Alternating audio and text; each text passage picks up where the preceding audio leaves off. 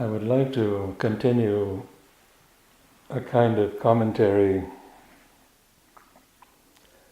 that can supplement or augment the workshop that we've recently done. The primary focus of which was liberation. And so I'm going to read one section from Savitri that is an expression of the liberation of the Purusha.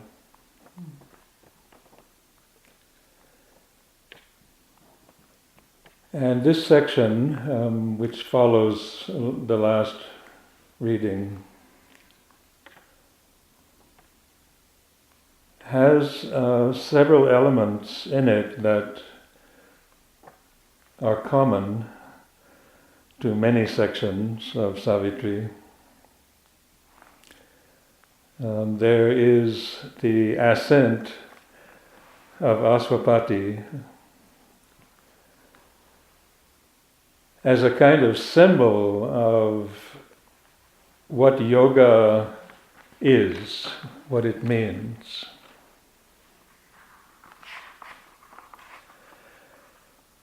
And like several other sections that we've read recently, it shows us stages of the process of ascent from the innermost self to the absolute transcendent self, from the Kshara Purusha to the Akshara Purusha to the Uttama Purusha. And I mentioned last time that it seems that when we manage to identify with the vast and the emptiness and the one that liberates us from attachments and impressions and responses and allows us to be seated just in the stillness, we're conscious of that stillness, that peace, as the nature of the self.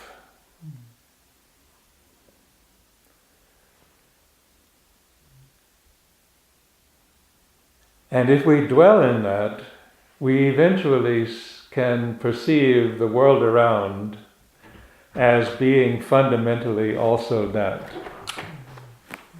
The self in all. Sorry. Fine. I just started a little bit early.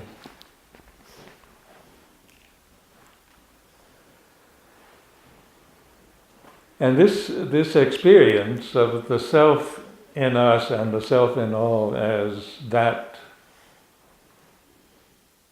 stillness and peace seems to be what is fundamentally recognized as the liberation of the Purusha in us from Prakriti in us.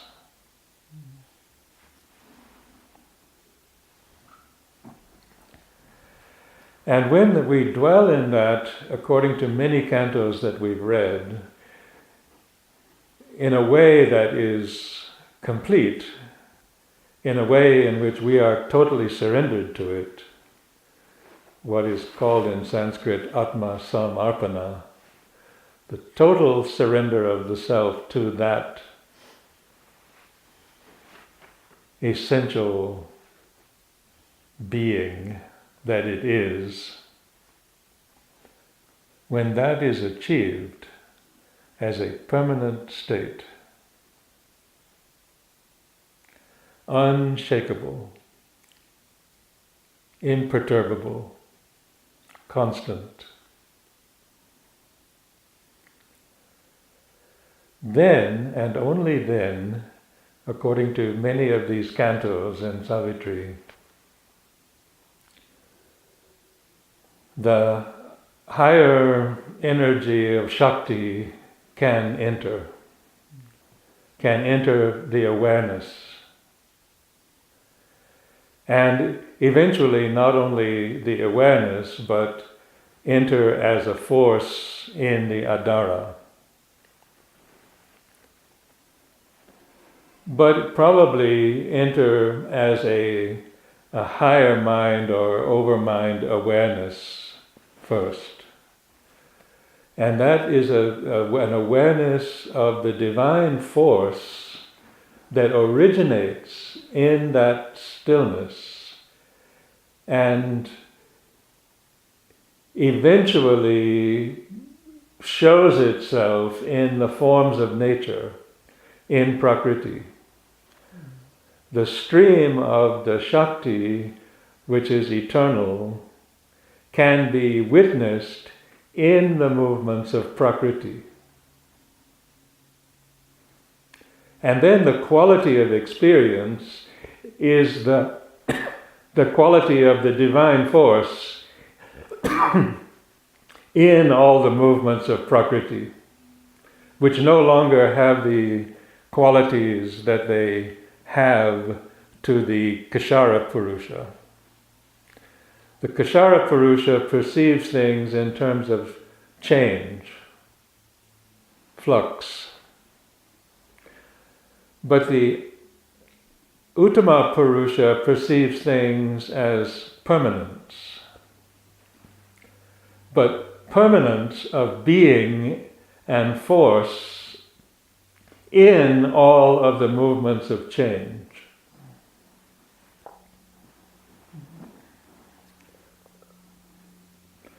So then the Kshara Purusha, which has become the Akshara Purusha, free from any movement, enters into a higher level of itself, which is called the Uttama Purusha, that sees itself as one with the flow of Shakti, the infinite creative energy in everything.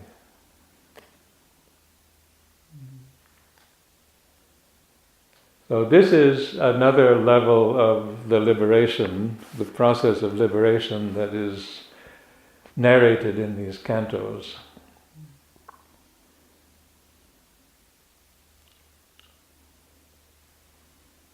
And they're narrated sequentially. So one precedes the other in many sets of cantos.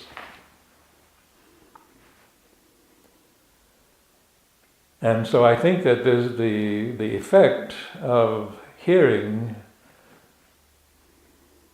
this sequence and feeling something of the vibrational quality of the images and the movements creates in us also a distance between our normal mental habits and these higher possibilities of consciousness that we can only access by converting or abolishing those normal habits. But that the force that is brought in helps to do that. It's a gift, it's a grace. So when we sit like this morning in this stillness and we feel a bit of a vibration of luminosity, it's already creating a vibrational distance between our normal habits and impulses and intentions and patterns of behavior, between all of that and the higher range that is possible to access.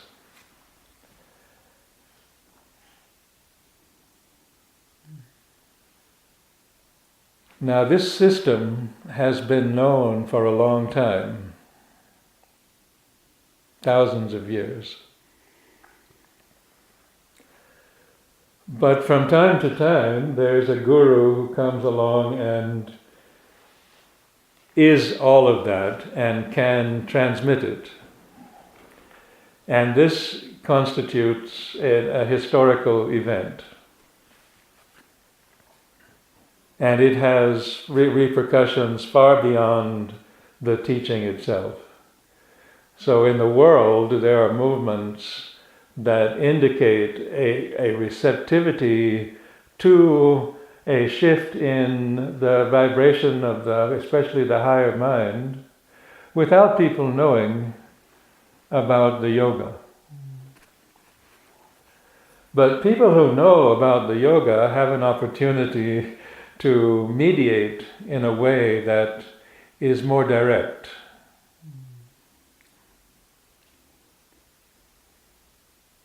To mediate that phenomenon, that event, which is a continuous event. It didn't happen just once. It's happening. It is a time spirit. And then it can be called a descent and sadhana and many things.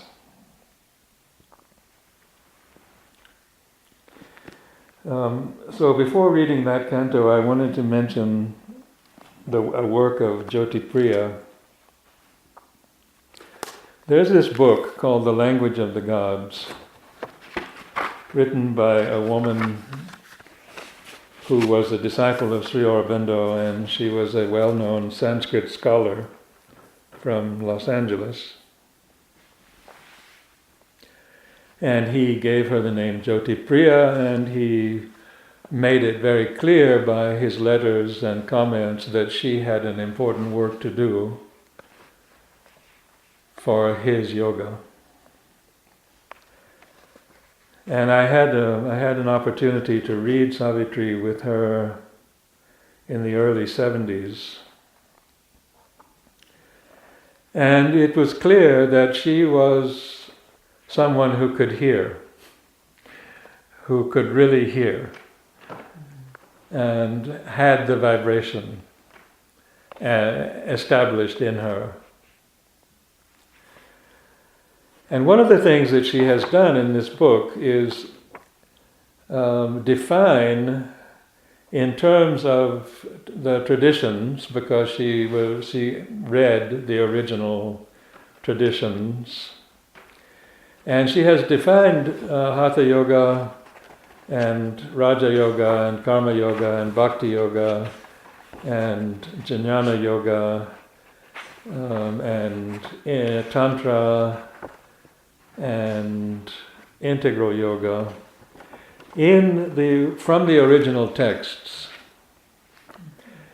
and has given a very clear definition of all the Sanskrit terms.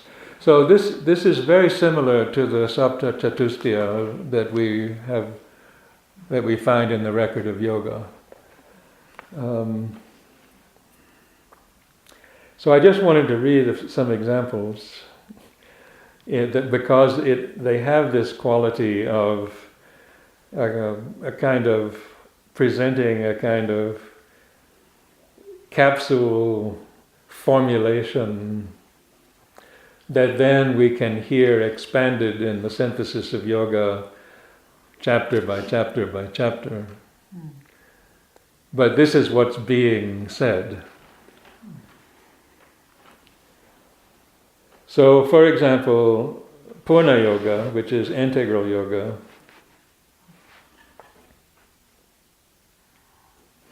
has this fundamental set of principles. The sadhaka of Purna Yoga must first make the sankalpa of Atma Samarpana to the Parapara Purusha and Adya Shakti. So the sadhaka of the Purna Yoga has a commitment a determination, sankalpa, an inner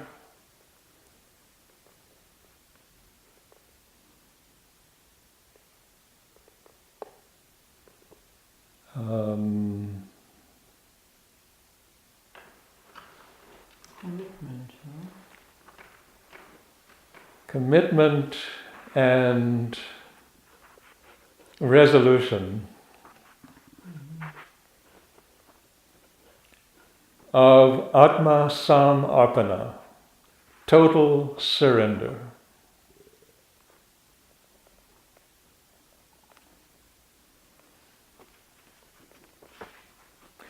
So you might remember from the first day of the workshop I read a short quotation from Sri Aurobindo in which he said,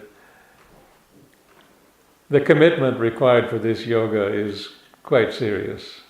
And if you recognize at all the claims of the vital and the mental, forget it. You can't do it. You may as well not bother.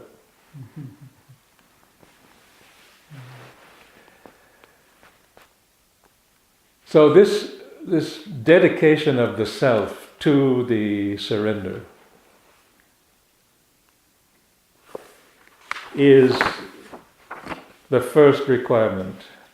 And the surrender is to the para purusha, that is the beyond the beyond,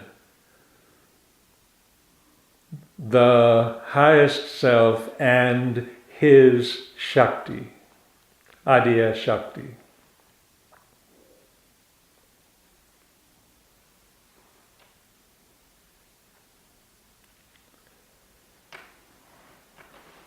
God's Shakti will work it out. Only Anumati, Smriti, and Shraddha. So Anumati, Smriti, and Shraddha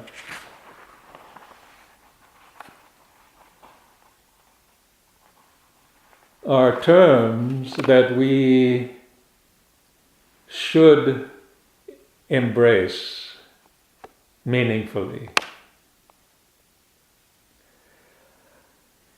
Anumati is the sanction.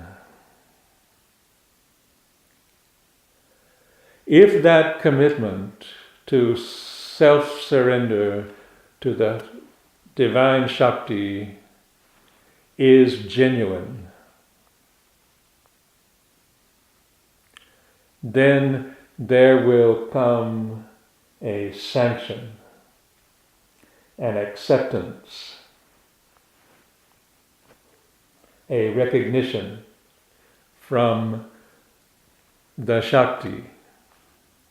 It will be present, and it will be an affirmation of the surrender.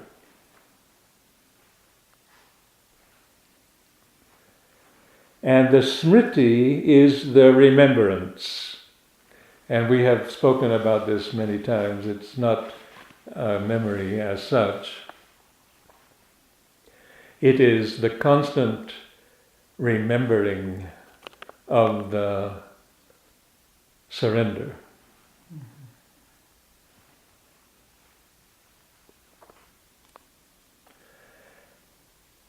And the Shraddha is that vibrational energy that makes us aware of the effectiveness of the process, so that we have no doubt that the Shakti will do the transformation in us, as long as we are surrendered and actively remembering that this is what we are doing. We're not anymore doing all those other things that we do. Fundamentally, we're doing this. And this is also the meaning of karma yoga. that we are doing this in the context of whatever else we are doing. And whatever else we are doing doesn't matter. It has no importance.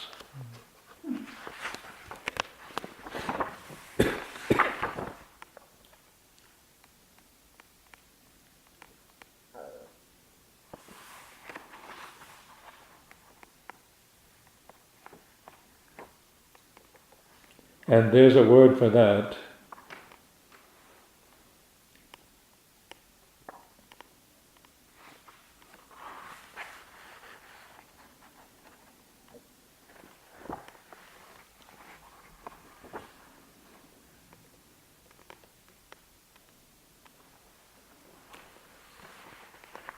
When pramada comes, that's cloudiness, be patient.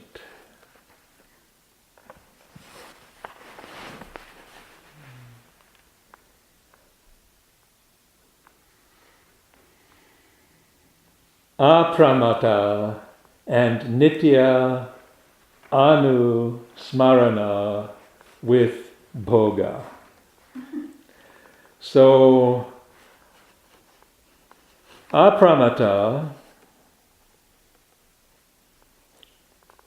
is not to lose oneself because of the cloudiness.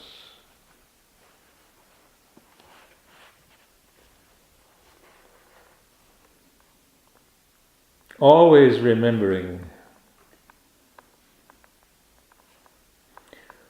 with bhoga, enjoyment. Like bogus.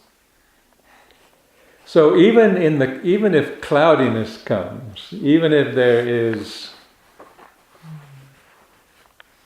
a negative environment, the commitment is so strong, the contact with the Shakti is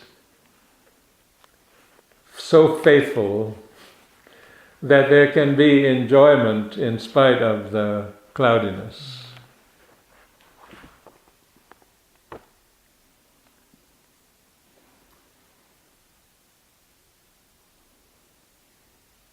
Ahamkara and kama must be blotted out.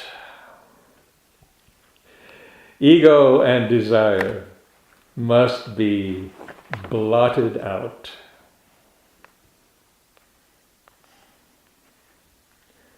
I don't know what the Sanskrit word for blotted out is, but this is a translation.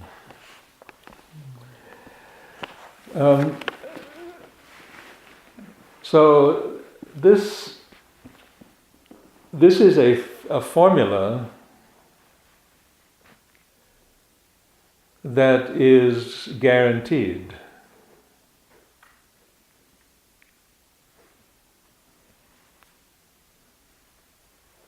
Eventually, the ego and desire are blotted out, and the divine force is ever present. And this is not an idea that the divine force must be present behind everything because that's the eternal truth. It's not like that. It's not a concept. It's a conversion.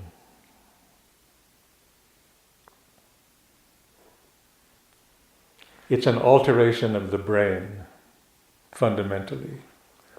The divine force presses upon the crown chakra, and the frontal lobe is stimulated in such a way that normal actions and responses are removed to a distance, a greater distance than even normal. It's a physiological change.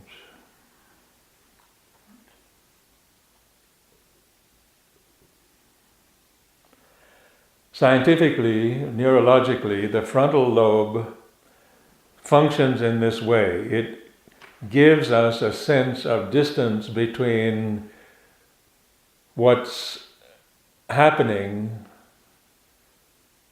and our response to what's happening. We are given an opportunity to see more than the immediate. That's a function that the frontal lobe performs. But in the relationship to the divine force, which is descending and that we're feeling, there is actually an enhancement of the functioning of the frontal lobe with respect to the relationship between the nervous system and the thought process and the stimulus from outside. So we're given, in fact, eventually, an infinite amount of time and space in which to react, because we don't react fundamentally. We are in the still self, and we are witnessing the divine force, and whatever is happening is a very temporal, immediate thing, which has no importance whatsoever. Because the divine force is ever present and consuming our interest. So this is a physiological change which comes through yoga. Purna yoga. It's not something abstract.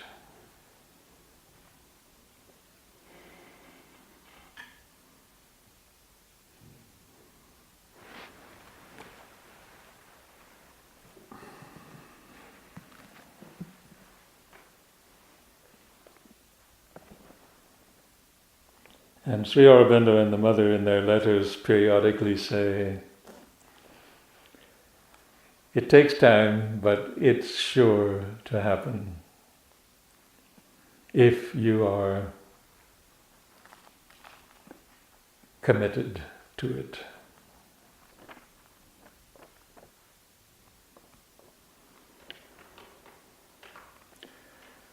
So the mythological aspect of this canto 3 of Book 1,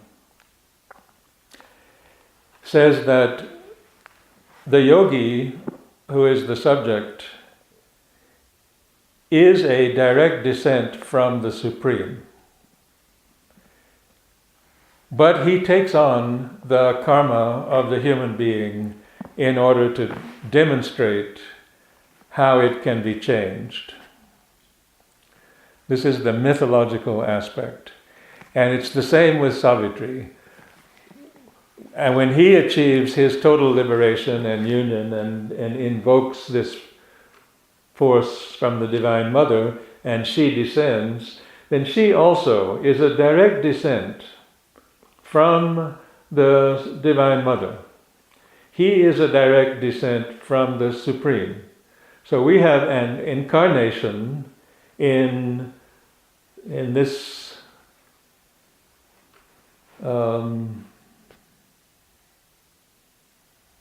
structure of teachings, an incarnation of the Parat Purusha and an incarnation of the Adya Shakti. And the story that is told is the story of that self in us being liberated.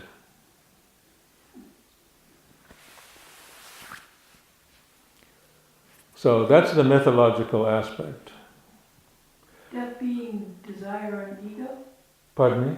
Death being desire and ego? No, I didn't mention death at all. No, you said it's a liberation, so in the end... Liberation from desire and ego, yes. But liberation also of the divine force in Prakriti, the second liberation. But this comes after the first liberation. So that's the allegorical aspect, that we can learn from this, from these images, that we can do certain things in order to become better human beings and eventually superhuman beings.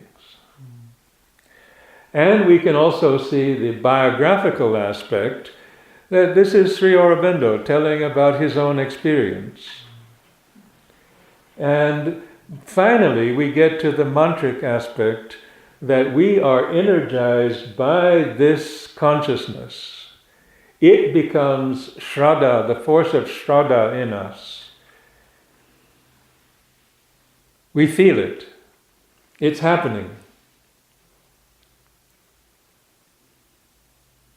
The mantra brings the force, and we go into the stillness and luminosity, and we know that this is a reality. That's the mantric aspect.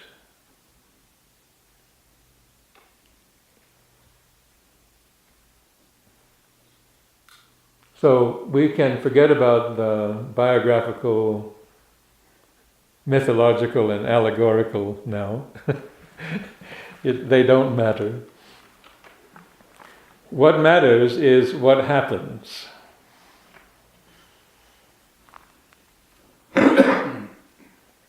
And this is what happens.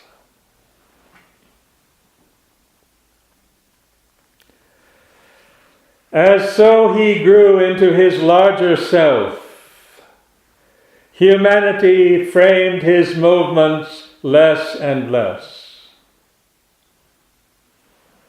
A greater being saw a greater world.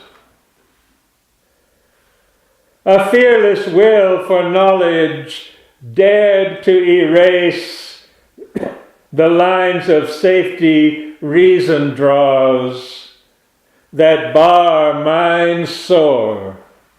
Souls dive into the infinite. Even his first steps broke our small earth bounds and loitered in a vaster, freer air.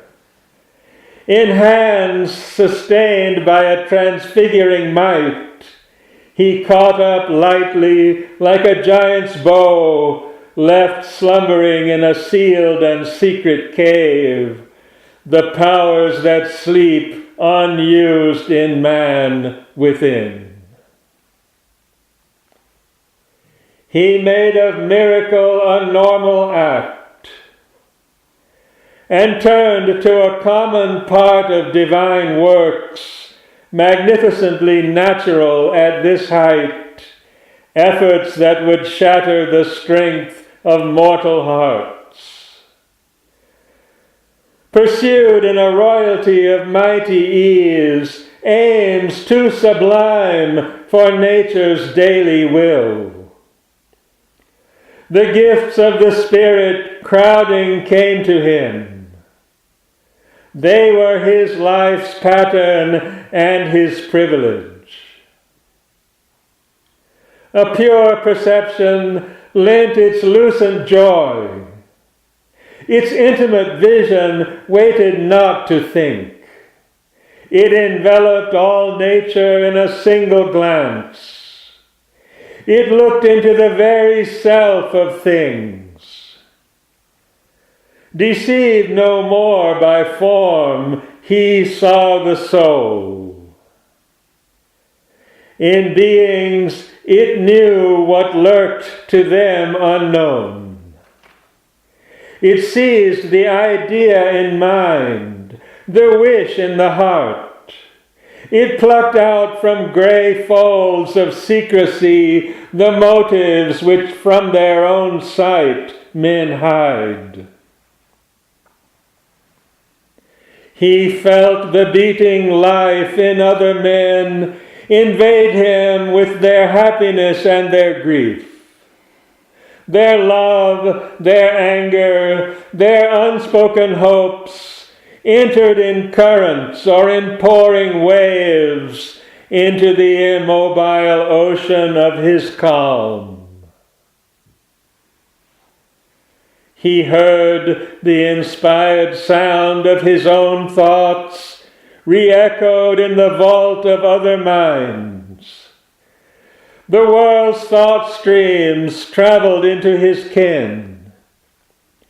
His inner self grew near to others' selves and bore a kinship's weight, a common tie, yet stood untouched, king of itself alone.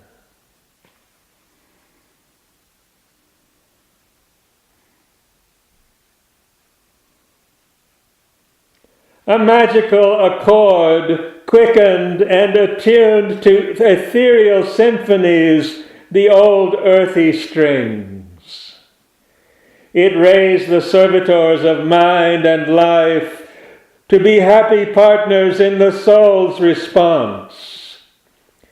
Tissue and nerve were turned to sensitive chords, records of luster and ecstasy. It made the body's means the spirit's acolytes, a heavenlier function with a finer mode, lit with its grace man's outward earthliness. The soul's experience of its deeper sheaths no more slept, drugged by matter's dominance. In the dead wall, closing us from wider self into a secrecy of apparent sleep, the mystic tract beyond our waking thoughts, a door parted, built in by matter's force, releasing things unseized by earthly sense. A world unseen, unknown by outward mind, appeared in the silent spaces of the soul.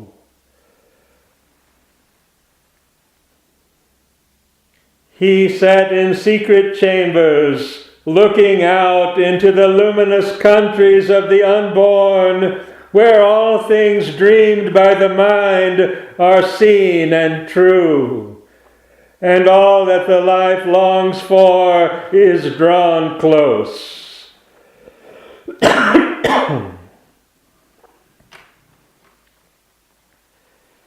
He saw the perfect in their starry homes, wearing the glory of a deathless form,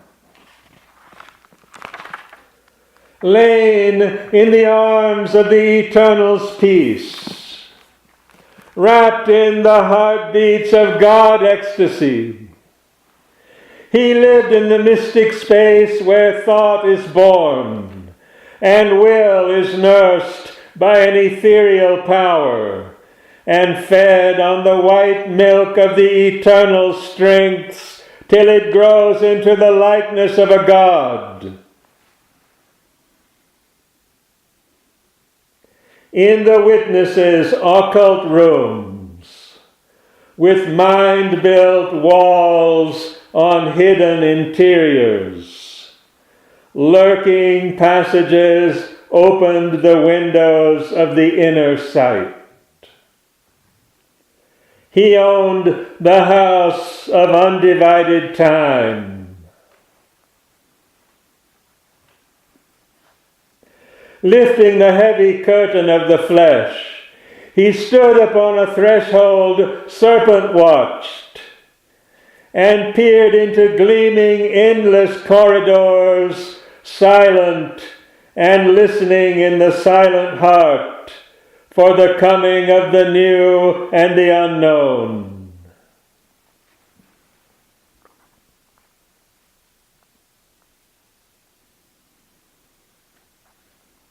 You will remember this same image from Savitri's discovery of her soul.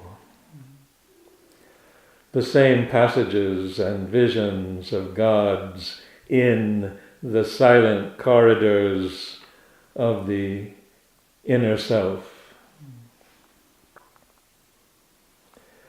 Lifting the heavy curtain of the flesh, he stood upon a threshold serpent-watched and peered into gleaming endless corridors, silent and listening in the silent heart for the coming of the new and the unknown. He gazed across the empty stillnesses and heard the footsteps of the undreamed idea in the far avenues of the beyond. He heard the secret voice, the word that knows, and saw the secret face that is our own. The inner planes uncovered their crystal doors. Strange powers and influences touched his life. A vision came of higher realms than ours, a consciousness of brighter fields and skies, of beings less circumscribed than brief-lived men, and subtler bodies than these passing frames. Objects too fine for our material grasp. Acts vibrant with a superhuman light and movements pushed by a superconscient force. And joys that never flowed through mortal limbs. And lovelier scenes than earth's and happier lives. A consciousness of beauty and of bliss, a knowledge which became what it perceived, replaced the separated sense and heart, and drew all nature into its embrace. The mind leaned out to meet the hidden worlds. Air glowed and teemed with marvelous shapes and hues. In the nostrils quivered celestial fragrances. On the tongue lingered the honey of paradise. A channel of universal harmony. Hearing was a stream of magic audience. A bed for occult sounds earth cannot hear. Out of a covert tract of slumber self, the voice came of a truth submerged, unknown, that flows beneath the cosmic surfaces, only mid an omniscient silence heard. Held by intuitive heart and secret sense. It caught the burden of secrecies sealed and dumb. It voiced the unfulfilled demand of earth and the song of promise of unrealized heavens and all that hides in an omnipotent sleep.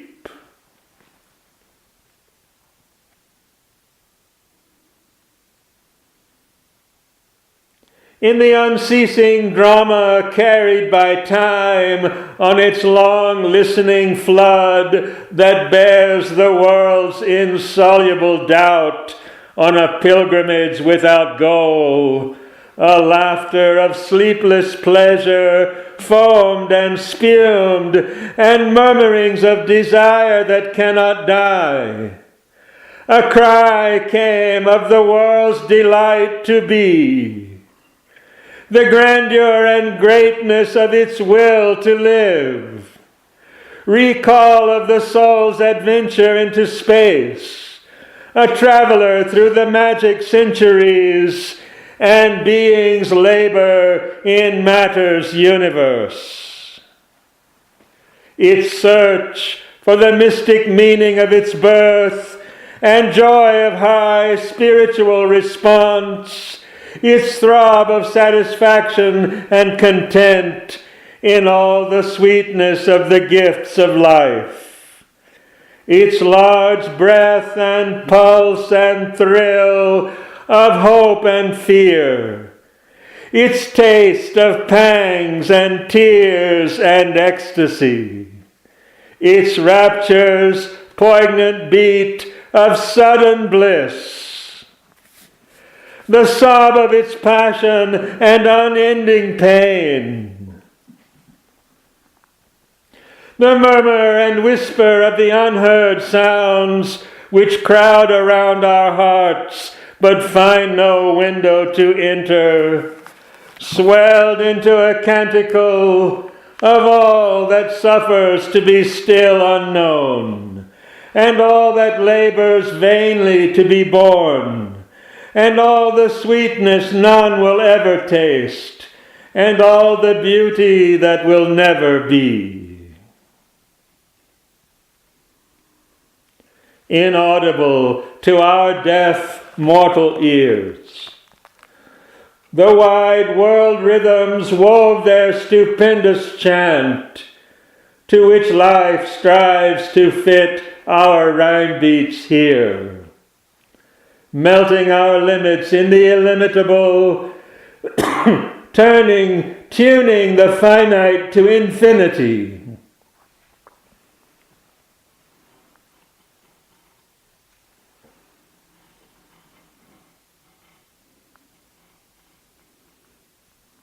A low muttering rose from the subconscious caves. A low muttering rose from the subconscious caves, the stammer of the primal ignorance. Answer to that inarticulate questioning, there stooped with lightning neck and thunder's wings, a radiant hymn to the inexpressible and the anthem of the superconscient light. All was revealed there, none can here express. Vision and dream were fables spoken by truth, or symbols more veridical than fact, or were truths enforced by supernatural seals. Immortal eyes approached and looked in his, and beings of many kingdoms neared and spoke. The ever-living whom we name as dead could leave their glory beyond death and birth to utter the wisdom which exceeds all phrase. The kings of evil and the kings of good, appellants at the reason's judgment seat, proclaimed the gospel of their opposites, and all believed themselves spokesmen of God. The gods of light and titans of the dark battled for his soul as for a costly prize. In every hour, loosed from the quiver of time, there rose a song of new discovery, a bow-twang's hum of young experiment. Each day was a spiritual romance, as if he was born into a bright new world. Adventure leaped an unexpected friend, and danger brought a keen, sweet tang of joy. Each happening was a deep experience. There were high encounters, epic colloquies, and councils came couched in celestial speech, and honeyed pleadings breathed from occult lips to help the heart to yield to rapture's call. And sweet temptations stole from beauty's realms, and sudden ecstasies from a world of bliss. It was a region of wonder and delight. All now his bright clair audience could receive. A contact thrilled of mighty unknown things, awakened to new unearthly closenesses. The touch replied to subtle infinities, and with a silver cry of opening gates, Sight's lightnings leaped into the invisible. Ever his consciousness and vision grew. They took an ampler sweep, a loftier flight. He passed the border marked for matter's rule, and passed the zone where thought replaces life. Out of this world of signs, suddenly he came into a silent self, where world was not, and looked beyond into a nameless vast.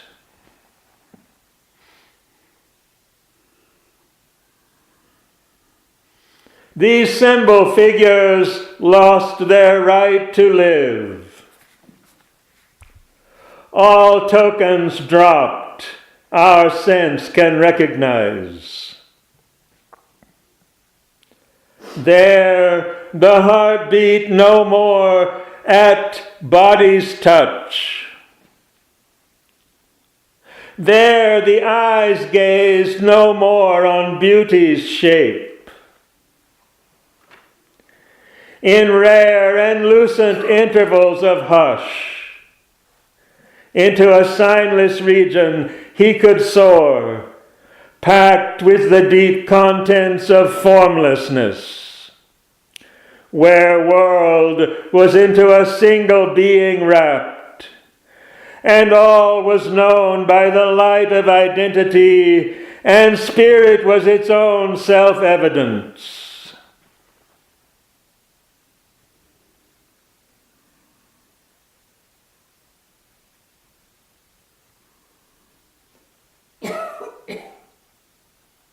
The Supreme's gaze looked out through human eyes and saw all things and creatures as itself, and knew all thought and word as its own voice.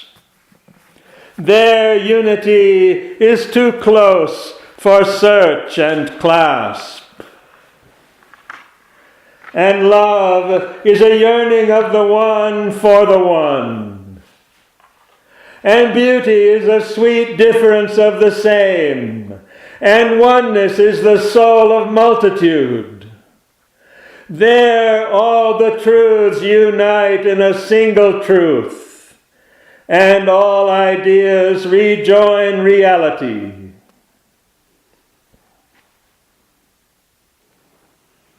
There, knowing herself by her own termless self, wisdom supernal, wordless, absolute, sat uncompanioned in the eternal calm, all-seeing, motionless, sovereign, and alone.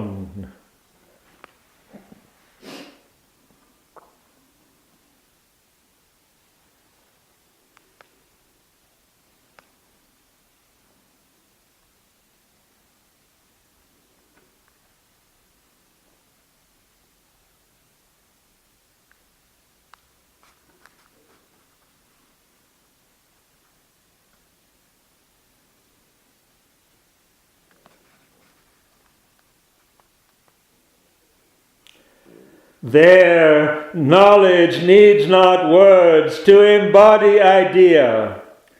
Idea seeking a house in boundlessness, weary of its homeless immortality, ask not in thought's carved brilliant cell to rest, whose single window's clipped outlook on things sees only a little arc of God's vast sky.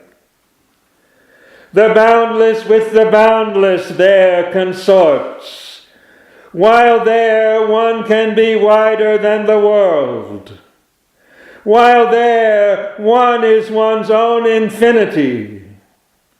His center was no more in earthly mind. A power of seeing silence filled his limbs. Caught by a voiceless white epiphany into a vision that surpasses forms, into a living that surpasses life. He neared the still consciousness sustaining all.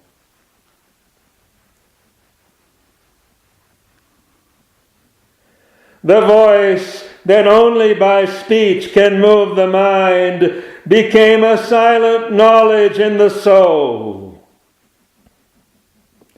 The strength that only in action feels its truth was lodged now in a mute, omnipotent peace. A leisure in the labor of the worlds. A pause in the joy and anguish of the search. Restored the stress of nature to God's calm. A vast unanimity ended life's debate. A vast unanimity ended life's debate.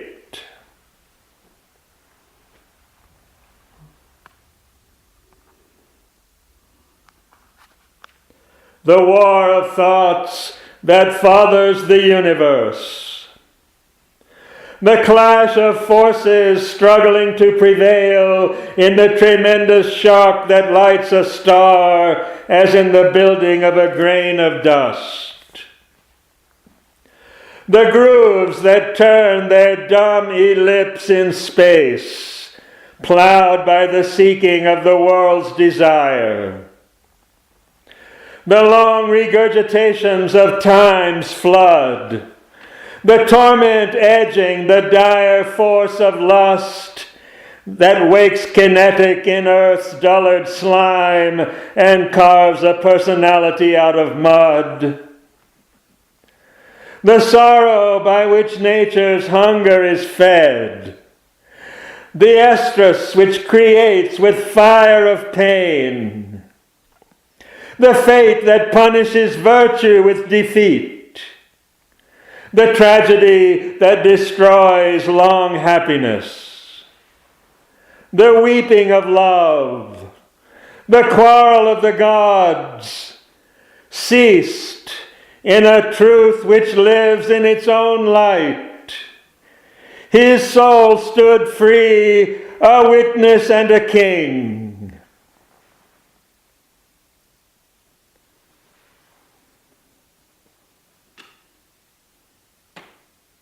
Absorbed no more in the moment-ridden flux, where mind incessantly drifts as on a raft, hurried from phenomenon to phenomenon, he abode at rest in indivisible time.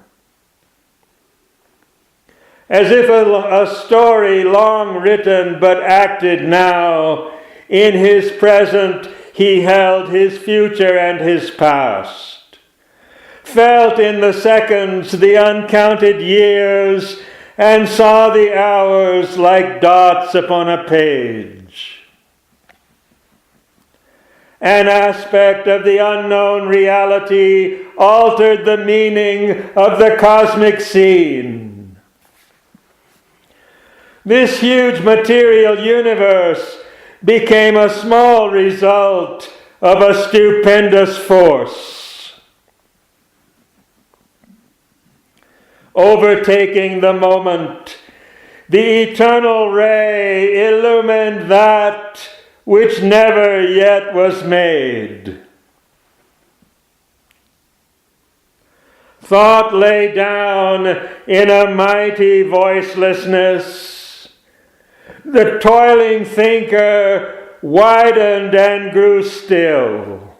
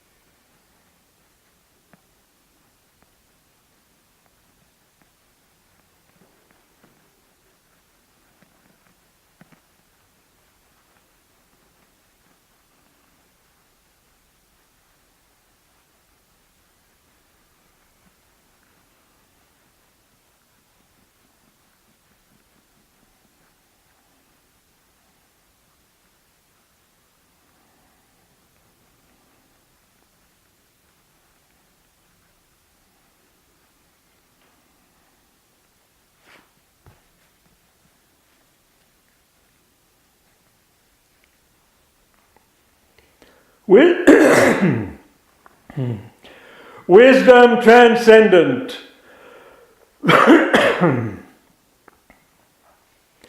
Wisdom transcendent touched his quivering heart.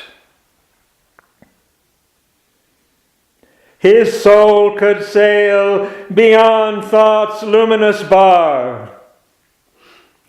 Mind screened no more the shoreless infinite. Across a void retreating sky he glimpsed, through a last glimmer and drift of vanishing stars, the superconscient realms of motionless peace, where judgment ceases and the world is mute.